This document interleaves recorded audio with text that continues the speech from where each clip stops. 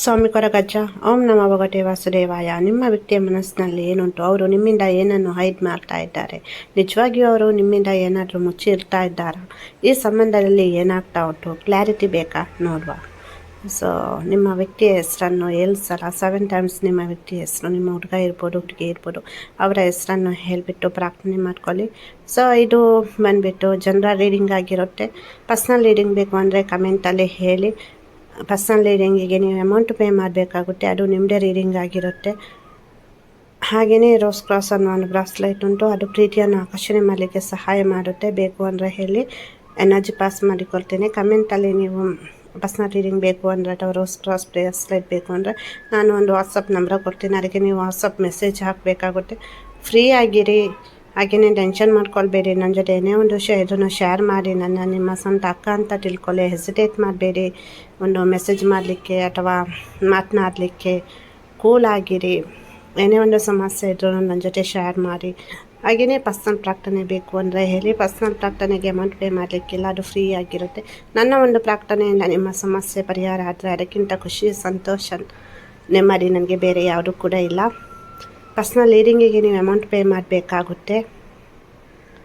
ಇದು general reading ಆಗಿರುತ್ತೆ. ನಿಮ್ಮ ವ್ಯಕ್ತಿ ಹೆಸರನ್ನು 5 ಸಲ ಹೇಳಿಬಿಟ್ಟು ಪ್ರಾರ್ಥನೆಯನ್ನು ಮಾಡಿ ನೋಡುವ. ಅವರ ಮನಸ್ಸಿನಲ್ಲಿ ಏನುಂಟು, ಕನಸು ಸಿಚುವೇಶನ್ ಅಥವಾ ಅವರ ಏನೋ ಒಂದು ಪರಿಸ್ಥಿತಿ ನಿಮ್ಮ ಮತ್ತು ಅವರ ಮಿದ್ದಲ್ಲಿ ಆಗ್ತಾ ಉಂಟು ನೋಡುವ. ರೀಡಿಂಗ್ ನೋಡುವಾಗ ಆದಷ್ಟು ಪಾಸಿಟಿವ್ ಇಂದೇರಿ, ಕಣ್ಣೀರು ಹಾಕಬೇಡಿ, ದುಃಖ ಪಡಬೇಡಿ. ಇಲ್ಲಿ ಏನಂದರೆ ಏನೋ ಒಂದು ವಿಷಯವನ್ನು ನಿಮ್ಮಿಂದ ಮುಚ್ಚಿಟ್ಟಿದ್ದಾರೆ ಅಥವಾ ಏನೋ ಒಂದು ಸಮಸ್ಯೆ ಅಥವಾ ಕ್ಲಾರಿಟಿ ಇಲ್ಲ ಇಲ್ಲಿ. ಸೊ ನಿಮಗೆ ಇವಾಗ ಕೂಡ ಈ ಸಂಬಂಧದಲ್ಲಿ ಕ್ಲಾರಿಟಿ ಉಂಟಾ ಇಲ್ವಾ ಅಂತ ಹೇಳಬೇಕು. ನನಗೆ ಇಲ್ಲಿ ಇದು ಜನರಲ್ ರೀಡಿಂಗ್ ಆಗಿರುತ್ತೆ. ಸೊ ಆಲ್ಮೋಸ್ಟ್ ಇಲ್ಲಿ ಕೆಲವರಿಗೆ ಕ್ಲಾರಿಟಿ ಇಲ್ಲ. ನಿಮ್ಮ ಸಂಬಂಧದ ಅಲ್ಲಿ ಏನು ಸ್ಟೆಪ್ ತಗೊಳ್ಬೇಕು ಅಥವಾ ಏನು ಆಗ್ತಾ ಉಂಟು, ನಿಮಗೆ ಮತ್ತು ಅವರಿಗೆ ಇರುವಂತಹ ಸಂಬಂಧ ಏನು, ಕನೆಕ್ಷನ್ ಏನು, ಯಾವುದು ಕೂಡ ನಿಮಗೆ ಅರ್ಥ ಆಗ್ತಾ ಇಲ್ಲ. ನೀವು ಅದನ್ನು ಅವರಿಗೆ ಅರ್ಥ ಮಾಡಿಸಲಿಕ್ಕೆ ಪ್ರಯತ್ನ ಪಟ್ಟರು ಅದು ವಿಫಲ ಆಗಿದೆ ಅಂತ ಹೇಳ್ತೇನೆ. ಅವರು ಒಪ್ಕೊಂಡಿಲ್ಲ ಅಥವಾ ಅವರಿಗೆ ಅದು ಅರ್ಥನೇ ಆಗ್ತಾ ಇಲ್ಲ. ಕೆಲವರಿಗೆ ನಾವು ಎಷ್ಟೇ ಹೇಳಿ ಅದು ಅರ್ಥ ಆಗಲ್ಲ ಅವ್ರಿಗೆ. ಅವರು ಅವರದ್ದೇ ಒಂದು ಮೂಡಲ್ಲಿ ಇರ್ತಾರೆ, ಅವರದ್ದೇ ಒಂದು ಪ್ರಪಂಚದಲ್ಲಿ ಇರ್ತಾರೆ, ಅವರದ್ದೇ ಒಂದು ನಾನು ಹೀಗೇನೆ ಇದು ಆ ಥರ ಇರ್ತಾರೆ. ಸೊ ಅದು ಮತ್ತು ಇಲ್ಲಿ ಕೆಲವರು ಚೀಟಿಂಗ್ ಮಾಡ್ತಾ ಇದ್ದಾರೆ. ಸೊ ನಿಮ್ಮ ಮಿಡ್ಲಲ್ಲಿ ಥರ್ಡ್ ಪಾರ್ಟಿ ಎನರ್ಜಿ ಕಾಣ್ತಾ ಉಂಟು. ಬೇರೆ ಹುಡುಗ ಅಥವಾ ಹುಡುಗಿ ಮೋಸ ಮಾಡಬೇಕು ಅಂತ ಏನು ಇಲ್ಲಿ ಅವರ ಉದ್ದೇಶ ಇಲ್ಲ, ಬಟ್ ಅವ್ರು ಸೆಟ್ಲ್ ಆಗಬೇಕು. ಓಕೆ, ಅದು ಒಂದು ಮೇನ್ ಇತ್ತು. ಅಂದರೆ ಈ ಸಂಬಂಧದಲ್ಲಿ ನನಗೆ ಖುಷಿ ಇಲ್ಲ ಅಥವಾ ಸಮಾಜ ಈ ಸಂಬಂಧವನ್ನು ಒಪ್ಕೊಳ್ತಾ. ಸೊ ಇದು ಜನರಲ್ ರೀಡಿಂಗ್ ಆಗಿರುತ್ತೆ. ಸೊ ಹಾಗಾಗಿ ನಿಮ್ಗೆ ಯಾವ್ದು ಅನ್ವಯ ಆಯಿತು ಅದನ್ನು ಮಾತ್ರ ಕನ್ಸಿಡರ್ ಮಾಡಿ. ಪರ್ಸ್ನಲ್ ರೀಡಿಂಗ್ ಬೇಕು ಅಂದರೆ ಕಮೆಂಟಲ್ಲಿ ಹೇಳಿ. ಮತ್ತು ಇಲ್ಲಿ ನಿಮ್ಮ ವ್ಯಕ್ತಿ ಇತ್ತೀಚೆಗೆ ತುಂಬ ಬದಲಾಗಿದ್ದಾರೆ ಅಥವಾ ಬದಲಾದ ಥರ ಅನಿಸ್ತಾ ಉಂಟು ನಿಮಗೆ. ಚೇಂಜ್ ಆಗಿದ್ದಾರೆ. ಕೆಲವರಿಗೆ ಇಲ್ಲಿ ಒಂದು ರಿಲೇಷನ್ಶಿಪ್ ಕಳೆದುಕೊಂಡದ್ದು ಸಿಗುವಂತಹ ಚಾನ್ಸಸ್ ಉಂಟು, ಸಿಕ್ಕಿದೆ ಕೆಲವರಿಗೆ ಸಿಕ್ಕುವ ಚಾನ್ಸ್ ತುಂಬ ಉಂಟು. ಇಲ್ಲಿ ಅವ್ರು ಏನು ತಪ್ಪು ಮಾಡಿದ್ದಾರೆ, ಅವ್ರು ಏನು ಮೋಸ ಮಾಡಿ ಹೋಗಿದ್ದಾರೆ, ಕರ್ಮ ರಿಟರ್ನ್ಸ್ ಬೇಕು ಅನ್ನೋದು ಅವ್ರಿಗೆ ಆಗ್ತಾ ಉಂಟು, ಆಗುತ್ತೆ. ಸೊ ಇಲ್ಲಿ ನೀವು ಸ್ವಲ್ಪ ಸ್ಟ್ರಾಂಗ್ ಆಗಿರಬೇಕು. ಏನಕ್ಕಂದರೆ ಎನರ್ಜಿ ಲೆವೆಲ್ ನೋಡಿದಾಗ ನಿಮಗೆ ತುಂಬ ಮೋಸ ಆಗಿದೆ. ಕಣ್ಣೀರು ತುಂಬ ಹಾಕ್ತಾ ಇದ್ದೀರಾ. ನಾನು ಕಣ್ಣೀರು ಹಾಕಬೇಡಿ, ನೆಗೆಟಿವ್ ಎನರ್ಜಿ ಪಾಸ್ ಆಗುತ್ತೆ ಅಂತ ಹೇಳಿದ್ರು ಅಕ್ಕ ನಿಮಗೆ ನಮ್ಮದು ನೋವು ಅರ್ಥ ಆಗಲ್ಲ, ನಮ್ಮ ಸಿಚುವೇಶನ್ ನನಗೆ ಅರ್ಥ ಆಗೋದು ಅಂತ ನೀವು ಹೇಳ್ತಾ ಇದ್ದೀರಾ. ತುಂಬ ಆಲೋಚನೆ ಮಾಡ್ತಾ ಇದ್ದೀರಾ. ಬಟ್ ಇನ್ನಷ್ಟು ನೀವು ಕಣ್ಣೀರು ಹಾಕಿದರೆ ಅಥವಾ ನೆಗೆಟಿವ್ ಎನರ್ಜಿಯನ್ನು ಆಕರ್ಷಣೆ ಮಾಡಿದರೆ ಸಮಸ್ಯೆ ಇನ್ನಷ್ಟು ಜಾಸ್ತಿ ಆಗುತ್ತೆ ವಿನಃ ಅದು ಕಡಿಮೆ ಆಗಲ್ಲ. ಅದಕ್ಕೋಸ್ಕರ ನಾನು ಹೇಳೋದು ಕಣ್ಣೀರು ಹಾಕಬೇಡಿ, ಆದಷ್ಟು ಸಮಾಧಾನದಿಂದಿರಿ. ಸೊ ಸಮಾಧಾನ ಮಾಡ್ಕೊಳ್ಳಿ. ನಿಮ್ಮ ವ್ಯಕ್ತಿ ನಿಮ್ಮನ್ನು ಬಿಟ್ಟು ಎಲ್ಲಿಯೂ ಕೂಡ ಹೋಗಲಿಕ್ಕೆ ಸಾಧ್ಯ ಇಲ್ಲ. ಇಲ್ಲಿ ಒಂದು ಕ್ಲಿಯರ್ ಕಟ್ಟಾಗಿ ಮಾತುಕತೆ ಆಗಬೇಕಿತ್ತು, ಬಟ್ ಇಲ್ಲಿ ಕೆಲವರು ನಮ್ಮ ಬ್ಲಾಕ್ ಮಾಡಿದ್ದಾರೆ ಅಥವಾ ಅವ್ರ ಜೊತೆ ಮಾತನಾಡಲಿಕ್ಕೆ ಒಂದು ಕರೆಕ್ಟ್ ಅವಕಾಶ ಸಿಗ್ತಾ ಇಲ್ಲ. ಅಥವಾ ಏನಾದರೂ ಮಾತನಾಡಿದ್ದಾರೆ ಮಿಸ್ಅಂಡರ್ಸ್ಟ್ಯಾಂಡಿಂಗ್ ಆಗಿ ಇನ್ನೇನೋ ಜಗಳ ಆಗುವಂಥ ಸಿಚುವೇಶನ್, ಅಥವಾ ನಿಮ್ಮನ್ನು ಅವಾಯ್ಡ್ ಮಾಡೋದು, ಅಥವಾ ಅವರು ಕೂಡ ಅತಿರೇಕನ ಮಾತುಗಳನ್ನು ಹೇಳ್ತಾರೆ. ಸೊ ಇಲ್ಲಿ ತಪ್ಪು ಯಾರದ್ದು ಸರಿ ಯಾರದ್ದು ಅಂತ ಆಲೋಚನೆ ಮಾಡೋದಕ್ಕಿಂತ ಈ ರಿಲೇಷನ್ಶಿಪ್ಪನ್ನು ಸ್ವಲ್ಪ ಇದೇ ಲೆವೆಲಲ್ಲಿ ಮುಂದುವರಿಸ್ಕೊಂಡು ಹೋಗೋದು. ಸೊ ಇವತ್ತಲ್ಲ ನಾಳೆ ಸರಿ ಹೋಗುತ್ತೆ, ನನಗೆ ನಂಬಿಕೆ ಉಂಟು ನನ್ನ ಪ್ರೀತಿ ಮೇಲೆ. ಸೊ ಆ ಥರ ಒಂದು ನೀವು ಈ ರಿಲೇಷನ್ಶಿಪ್ಪಲ್ಲಿ ಮುಂದುವರಿಸ್ಕೊಂಡು ಹೋದರೆ ಸೊ ಇದು ಒಳ್ಳೆಯ ಒಂದು ಬದಲಾವಣೆಯನ್ನು ಎಕ್ಸ್ಪೆಕ್ಟ್ ಮಾಡ್ಬೋದು. ಸೊ ಇಲ್ಲಿ ಒಂದು ಹೊಸ ಬೆಳಕು ಅಥವಾ ನಿಮಗೆ ಒಂದು ಹೆಲ್ಪಿಗೆ ಡಿವೈನ್ ಏಂಜಲ್ಸ್ ಕಡೆಯಿಂದ, ನಿಮ್ಮ ಇಷ್ಟ ದೇವರ ಕಡೆಯಿಂದ ಯಾರಾದರೂ ಸಿಗ್ತಾರೆ. ನಿಮ್ಮ ವ್ಯಕ್ತಿ ಥರ್ಡ್ ಪಾರ್ಟಿಯಿಂದಾಗಿ ನಿಮ್ಮನ್ನು ಅವಾಯ್ಡ್ ಮಾಡ್ತಾ ಇದ್ದಾರೆ. ಥರ್ಡ್ ಪಾರ್ಟಿಯಲ್ಲಿ ಬೇರೆ ಹುಡುಗ ಇರ್ಬೋದು, ಹುಡುಗಿ ಇರ್ಬೋದು, ಬೇರೆ ಹೆಂಗಸಿರ್ಬೋದು, ಬೇರೆ ಗಂಡಸಿರ್ಬೋದು, ಅಥವಾ ಅವರ ಫ್ಯಾಮಿಲಿ ಮೆಂಬರ್ಸ್, ಅವ್ರಿಗಿರುವಂಥ ಸಮಸ್ಯೆ, ಸ್ಟಕ್ ಎನರ್ಜಿ, ಕಮಿಟ್ಮೆಂಟ್. ಸೊ ನನ್ನ ಲೈಫ್ ತುಂಬ ಸಮಸ್ಯೆ ಆಗ್ತಾ ಉಂಟು, ಹೇಳ್ಕೊಲಿಕ್ಕೆ ಆಗ್ತಾ ಇಲ್ಲ.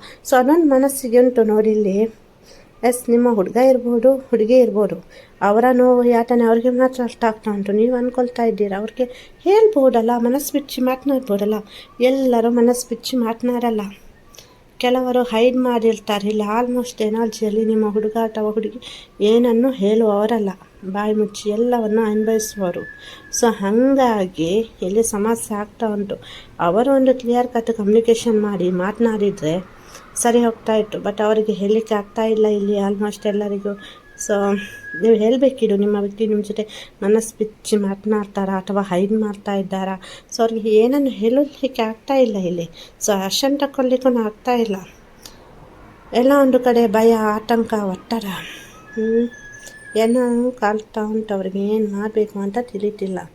ಸೊ ಇಲ್ಲಿ ಒಂದು ಬೆಸ್ಟ್ ನಿಮಗೆ ನಾನು ಒಂದು ಗೈಡ್ ಮಾಡೋದಾದರೆ, ನೀವು ಆದಷ್ಟು ಪಾಸಿಟಿವ್ ಆಗಿರಬೇಕು, ಬ್ಲ್ಯಾಕ್ ಡ್ರೆಸ್ಸನ್ನು ಅವಾಯ್ಡ್ ಮಾಡಬೇಕು.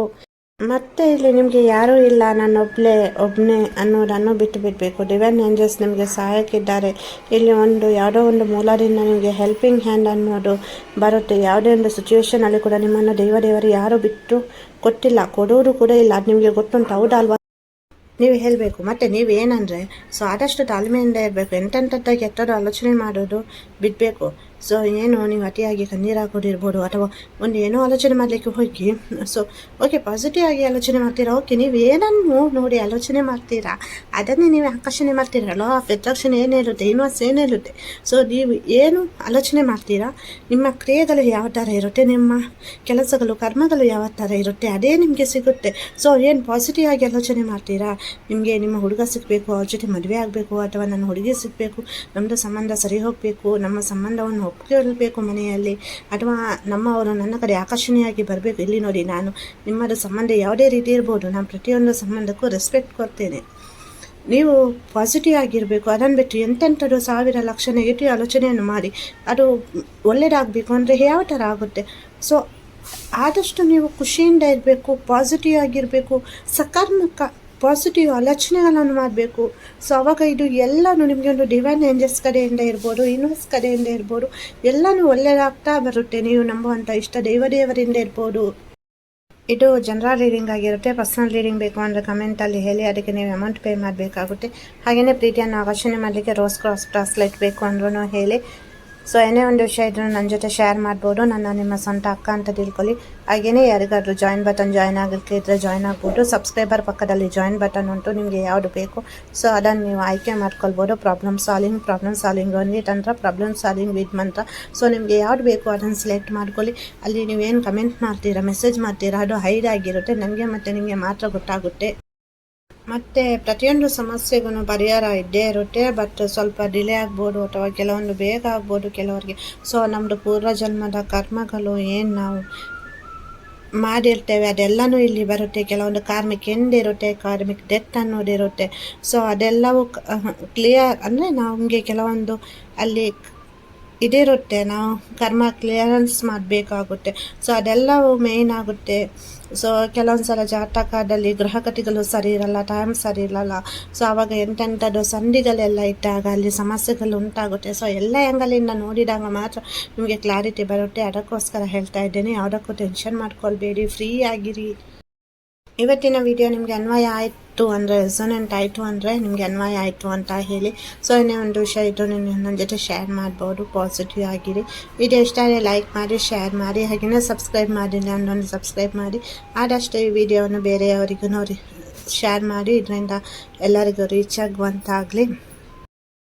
ವಿಡಿಯೋ ನೋಡಿದ್ದಕ್ಕಾಗಿ ಧನ್ಯವಾದಗಳು. ಖುಷಿಯಾಗಿರಿ.